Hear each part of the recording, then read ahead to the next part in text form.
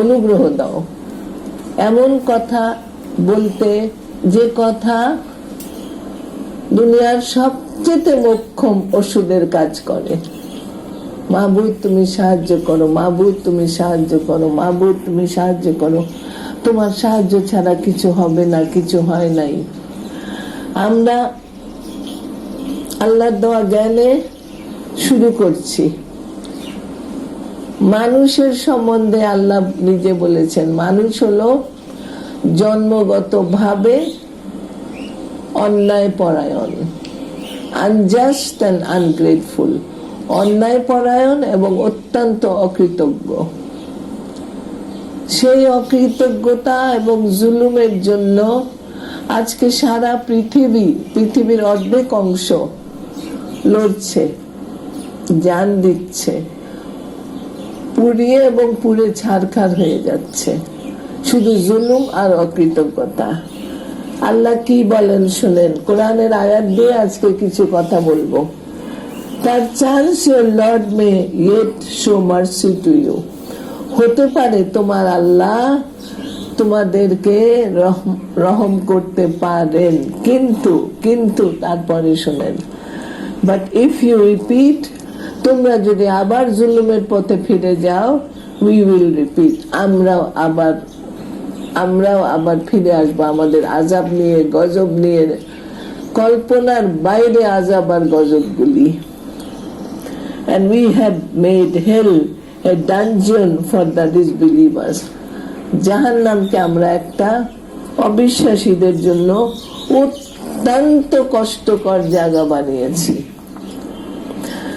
আমি আবারও একটু বলতে চাই যে ডিসবিলিভার মানে মুশরিক না, ডিসবিলিভার মানে মুনাফিক। যে কোরআনের একটা অক্ষরকে অবিশ্বাস করলো, সেই হলো ডিসবিলিভার। আমি সংক্ষিপ্ত একটা কাহিনী বলি। এক জোড়া স্বামী স্ত্রী ছিল, একদম বয়স্ক, একটা গ্রামে যেখানে আর কোনো মুসলিম ছিল না। যাই হোক, ওর হাজবেন্ড, স্বামীটা যখন আল্লাহর কাছে গেছে, তাকে কবর দেওয়া হলো। কবর দিয়ে মুহূর্তের মধ্যে আবার কোনো একটা কারণে কবরটা একটু খুলতে হলো, দেখে সমস্ত কবর ফুলে ফুলে ফুলে ভরা। ফিরে এসে তার বউকে জিজ্ঞাসা করলো, তোমার স্বামীর কি কি আমল ছিল, কি রুটিন ছিল, কি করতো? বললো, আমরা দুইজন নিরক্ষর, আমরা ক খ আ বা তাসা পড়তে পারি না, কিন্তু ওই তাকের উপর থেকে একটা হলুদ ছেঁড়া বই আনলো। বলে, আমার স্বামী প্রতিদিন এই এক একটা লাইনের উপরে আঙ্গুল ফেরাতো আর বলতো, ইয়ে বিসাহি, ইয়ে বিসাহি, প্রত্যেকটা কথা সঠিক সঠিক সঠিক সঠিক। আজকে ঠিক তার বিপরীত, প্রত্যেকটা জিনিসকে বিশ্বাস করে, প্রাধান্য দেয়, গুরুত্ব দেয়, আলোচনা করে, নাই আলোচনা আল্লাহর। আমার একটা ক্ষুদ্র তুচ্ছ উদাহরণ দিয়ে বলতে চাই। ঘরে যখন ইঁদুরের গর্ত হয়, তেল চূড়ার বাসা যখন হয় ড্রেন থেকে ঘরের ভিতরে, ঘরের বাসিন্দা না, ঘরের মালিক তখন কি করে? ইঁদুর মারার আর তেল চূড়া মারার ব্যবস্থা করে। তো মানুষ যখন ইঁদুর হয়ে গেছে, মানুষ যখন তেল চূড়ার মতো নোংরা হয়ে গেছে, তখন তো আল্লাহকে ওই রকমই ওষুধ দিতে হবে, যে ওষুধের কোনো কুল কিনার খুঁজে পাচ্ছে না। অবাক হই মুসলিম দেশে মুসলিমদের আলোচনার মধ্যে কখনো শুনি না যে আমরা আল্লাহর সাহায্য চাই, আল্লাহর কাছে সাহায্য চাই, আল্লাহর কাছে মাফ চাই, আল্লাহর কাছে হিদায়াত চাই। যতদিন আমরা ইঁদুরের মতো থাকবো, অতদিনই কড়া থেকে কড়া ওষুধ আল্লাহ পাঠাবেন। আল্লাহ বলে দিয়েছেন সূরা নাহালে, কি কাজ করলে আল্লাহ পছন্দ করবেন। কি? নাহালের শেষ আয়াত, surely Allah with those, নিশ্চয়ই আল্লাহ তাদের সঙ্গে। নিশ্চয় কারা? who fear him, যারা আল্লাহকে ভয় করে, and those who do good to others, যারা অন্যের প্রতি, অন্যের জন্য ভালো কাজ করে। ভয় যদি থাকে, জুলুম হবে না, অত্যাচার হবে না, নির্যাতন হবে না। আর নির্যাতন আর অত্যাচার যদি না থাকে তাহলে মানুষের উপকারে আসবে। কোরআনে কোথাও আল্লাহ বলেন নাই তুমি নিজের ভালো করো, নিজের উপকার করো। হ্যাঁ, এটা বলেছে নিজেকে আগুন থেকে বাঁচাও, আগুনের কাছে যেও না, আগুন থেকে বাঁচার চেষ্টা করো। আগুন থেকে বাঁচার মানেই হলো মানুষের জন্য ভালো করা। রাসূল সাল্লাল্লাহু আলাইহি সাল্লামকে কেউ জিজ্ঞাসা করলো, ইয়া রাসূলুল্লাহ, কিয়ামতের দিনে কয়জন লোকের সুপারিশ আমাদেরকে নিজাত দিয়ে জান্নাতে দিতে পারে? রাসূল সাল্লাল্লাহু আলাইহি সাল্লাম বললেন 4 জন। তারপর জিজ্ঞাসা করলো আবার আরো কম হতে পারে? তারপরে রাসূল সাল্লাল্লাহু আলাইহি সাল্লাম বললেন 2 জন। এই 2 জন লোক কে হতে পারে? আমি একটু খুব সংক্ষেপে বলি। আপনি যদি রাজনীতিবিদ হন, আপনার জন্য 2 কোটি লোক সুপারিশ করবে এবং সবগুলি হবে সম্ভবত মুনাফিক, স্বার্থপর, স্বার্থ সন্ধানী, হিংসুক। আর যে 2 জনের কথা আল্লাহ রাসূল বলছেন সেটা হলো আপনার পরিবার, আপনার বউ, আপনার বাচ্চা। যার বউ নাই, যার বাচ্চা নাই, তার সাহায্যকারী আছে। 2 জন লোকের সঙ্গে যদি আপনি আন্তরিকভাবে মিলামেশা করেন, ওই 2 জনের সুপারিশ জান্নাতে নেওয়ার জন্য যথেষ্ট হবে। তা আমাদের তো কোনো কাজের মধ্যে আন্তরিকতা নাই। এটাই হলো সবচেয়ে প্রথম দুর্ভাগ্য, যে কোনো কাজে আন্তরিকতা নাই। লোক দেখানো ছাড়া, মানুষকে খুশি করা ছাড়া আর কোনো উদ্দেশ্য নাই। যতদিন আমরা ইঁদুর আর তেলচুরা থাকবো, অতদিন আমাদেরকে অ্যাসিড দিয়ে মারতে হবে, ঘরের যে মালিক তার। আল্লাহ বলছেন এখানে, আমি আরেকটা হাদিস পড়ছি তিরমিজির। If in the sight of Allah the world had the value equal to that of the wing of a mosquito, যে দুনিয়ার পিছনে পাগল, এখনো পাগল, প্রতিদিন শত শত না হোক 50-30 জন করে আল্লাহর কাছে চলে যাচ্ছে, দৃষ্টান্তমূলক মৃত্যু এটা। কিন্তু তোদের ঘাড় কেন কাতরে মোদের ওই যাত্রে? ওই চুরি, ওই মিথ্যা, ওই অত্যাচার, ওই নির্যাতন, এই করোনার মধ্যে 2টা মেয়েকে রেপ করে শেষ করে ফেললো দুনিয়া থেকে। If in the sight of Allah the world had the value equal to that of a wing of mosquito, আল্লাহর দৃষ্টিতে এই দুনিয়াটার মূল্য যদি একটা মশার দানার সমান হতো, মশা কতটুক আর তার দানা কতটুক, Allah would not have allowed a disbeliever even to have a mouthful of water out of it. আল্লাহ কোন অবিশ্বাসীকে এক চুমুক পানি এই দুনিয়া থেকে খেতে দিতেন না। এই হলো দুনিয়া আল্লাহর চোখে। আর এই দুনিয়ার পিছনে আমরা পাগল, এমনই পাগল যে আল্লাহকে ভুলিয়ে করোনার পূজা, প্রতি সকাল হলেই করোনার আলোচনা করো, কিন্তু মাঝখানে শুরুতে শেষে কোথাও কি আল্লাহ নাই? যে আমরা আল্লাহর কাছে পানা চাই, আল্লাহর কাছে সাহায্য চাই। যে গজব, এটা তো অসুখ না, এটা একটা গজব আসছে। কিছু ভালো মানুষ এই গজবে যদি অসুস্থ হয়, সুস্থ হয়ে সে অনেক ভালো মানুষ হয়ে যায়।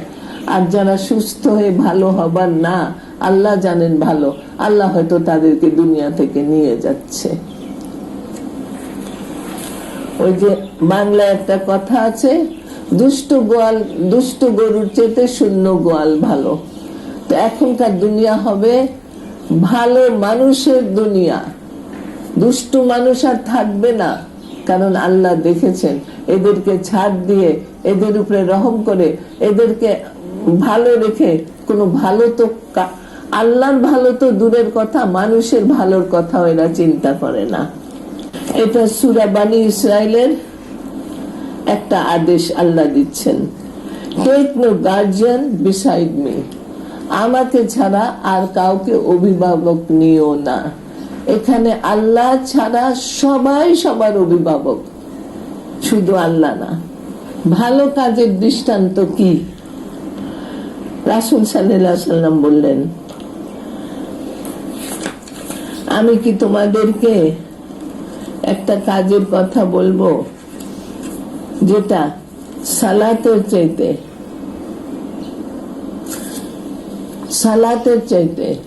সাওমের চাইতে, হজের চাইতে, এই যে সাদাকার চাইতে ভালো।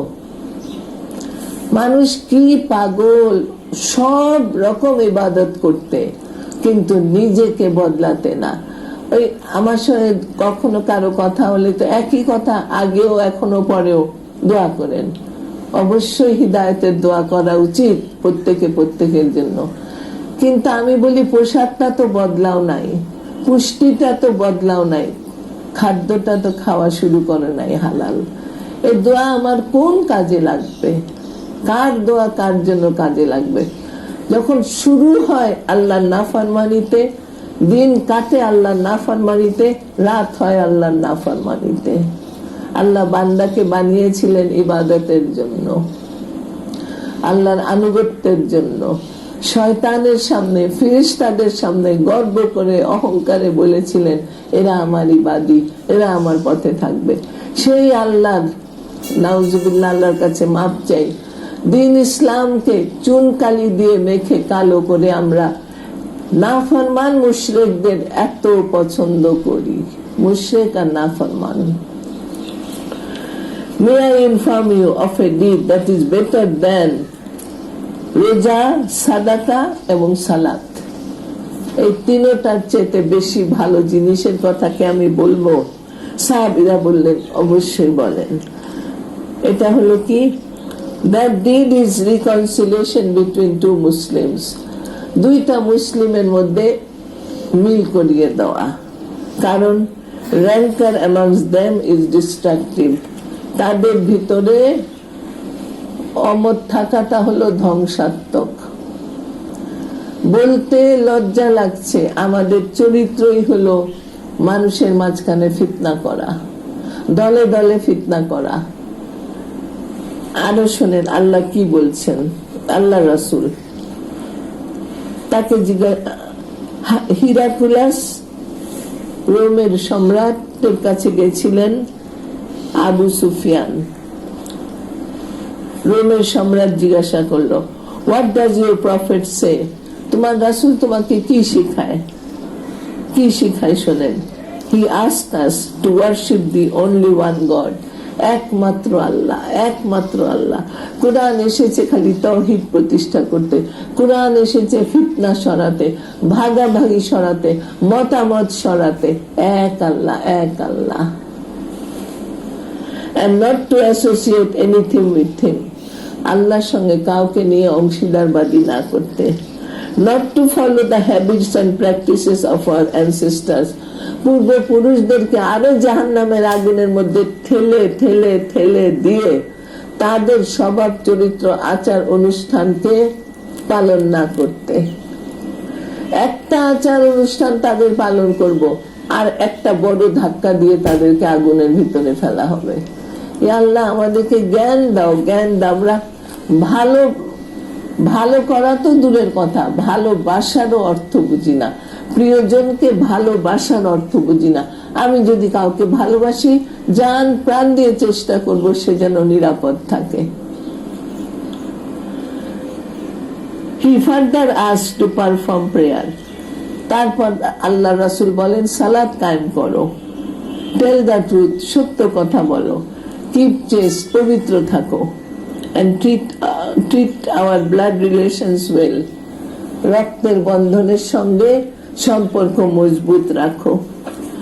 চিন্তা করা উচিত যে এর কোনটা আমরা করি। এখন বলে রাস্তাঘাটে অযথা বসে দল বানিও না। ইসলামের বাইরে আছে বলে জানে না কিছু। ইসলাম কি বলে গেছে। আরো মজার কথা, হাত ধোয়া শিখায় এমন এমন করে। আমি দেখে হাসি যে যারা অজু করে তারা তো এমন এমন করেই অজু করে। এখন হাত ধোয়া শিখাচ্ছে, করো না।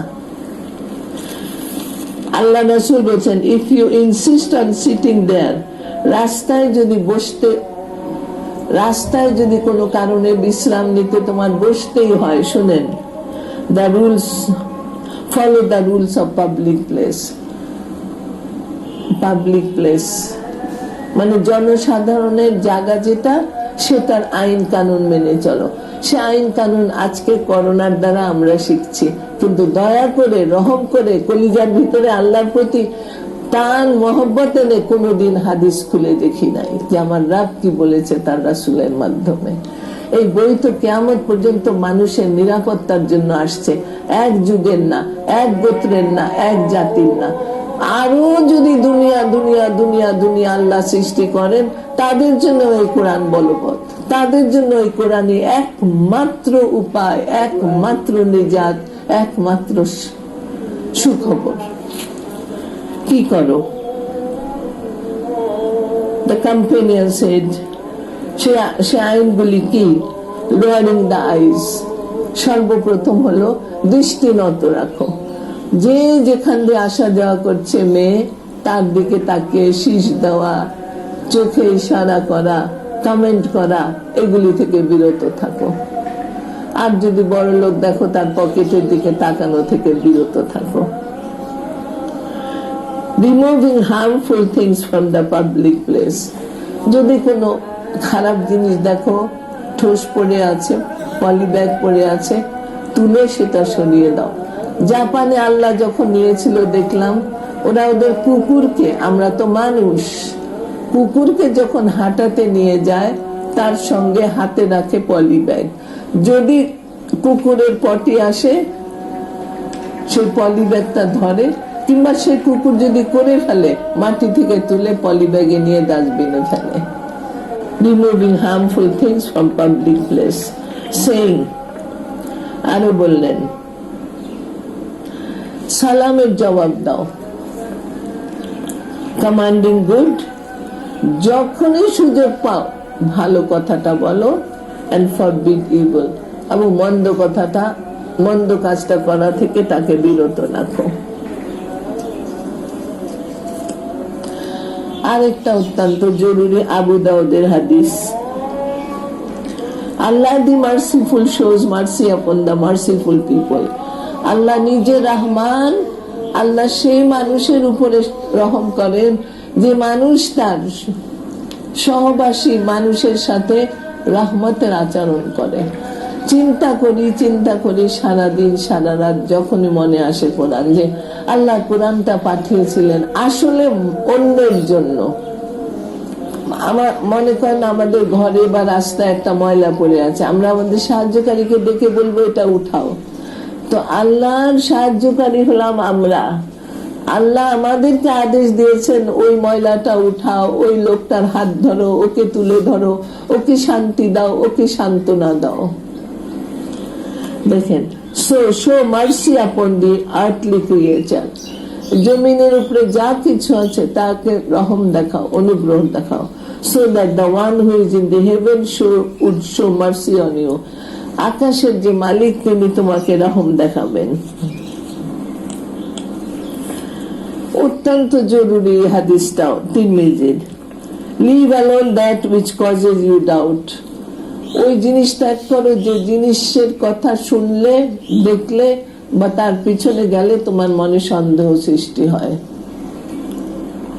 and adhere to that which is free from doubt, যে জিনিসটা সন্দেহ মুক্ত সেটাকে ধরে রাখো।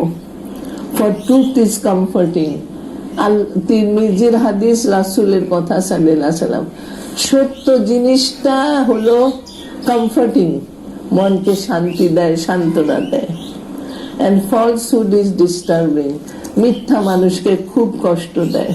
আরো খুব জরুরি কথা, do not be overwhelmed by anger, রাগের দ্বারা পরাস্ত হইও না। The man repeated, আবার জিজ্ঞাসা করলো রাসূল সাল্লাল্লাহু আলাইহি সাল্লামকে কিছু উপদেশের জন্য। প্রত্যেকবার সে জিজ্ঞাসা করেছে, প্রত্যেকবারই রাসূল সাল্লাল্লাহু আলাইহি সাল্লাম বলেছেন, do not be overwhelmed by anger, রাগের দ্বারা পরাস্ত হইও না। কালকে এই বর্তমান যুগে, বর্তমান সময় মনে হলো এক সাহাবীর মায়ের কথা শুনলাম। আমেরিকা থাকে সেই মা আর ছেলেটার ক্যান্সার ছিল। ছেলেটা তার মাকে, বউকে, আমার মানে কানকে বিশ্বাস হয় না, কিন্তু যে বলেছে সে একটা জোর জবর ভুল বলবে না। বলছে যে মাকে, মা আমি আর পারছি না, আমাকে আল্লাহ হাফেজ বলো, আমাকে যেতে দাও। বউকে বলল আমাকে আল্লাহ হাফেজ বলো, আমাকে যেতে দাও। 87 বছরের মা বলল আচ্ছা আল্লাহ হাফেজ, তোমাকে আল্লাহর কাছে যেতে দিলাম। যে মানুষ তারপরে তার সব যন্ত্রপাতি খুলে দিল, তারপরে সে 17 ঘন্টা বেঁচে ছিল। যে মানুষের মা তার ছেলেকে আল্লাহ হাফেজ বলতে পারে, কি আমার কাছে লাগলো যে কোন সাহাবীর মা ছিল এই মহিলা, এখন আছে উনি দুনিয়াতে, আমেরিকায়, 87 বছর বয়স। আল্লাহ তুমি আমাদেরকে ছেড়ে দিও না, আমরা তোমার কাছ থেকে, তোমার দৃষ্টি থেকে, তোমার হেদায়েত থেকে দূরে যেতে চাই না। তুমি আমাদেরকে ধরে রাখো, মাফ করে ধরে রাখো, অনুগ্রহ করে ধরে রাখো, দয়া করে ধরে রাখো। আল্লাহ আমাদেরকে ছেড়ে দিও না। আমিন।